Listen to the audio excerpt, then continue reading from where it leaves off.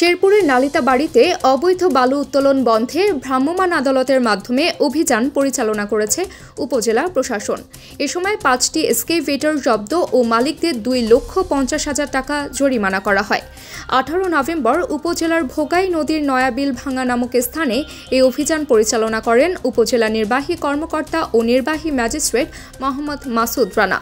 উপজেলা প্রশাসন জানায়, ইউজার শর্ত ভঙ্গ করে তীর ভেঙে ও ফসলি জমি নষ্ট করে অবৈধভাবে বালু উত্তোলন বন্ধে এই অভিযান পরিচালনা করা হয়।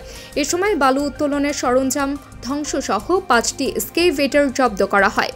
জরিমানা করা হয় এক্সকেভেটরের মালিকদের। এছাড়াও উত্তোলিত বালু জব্দ করে ওই সব এক্সকেভেটর দিয়ে নদী ও মহাসড়কের গর্ত ভরাট করা হয়েছে। ওই স্থানে উত্তোলন উপযোগী বালু না থাকায় নিষেধাজ্ঞা জারি করে লাল পতাকা টানিয়ে দেয়া হয়। নালিতাবাড়ী উপজেলা নির্বাহী কর্মকর্তা ও নির্বাহী ম্যাজিস্ট্রেট মোহাম্মদ মাসুদ রানা বিষয়টি নিশ্চিত করে বলেন, জনস্বার্থে এ ধরনের অভিযান অব্যাহত থাকবে।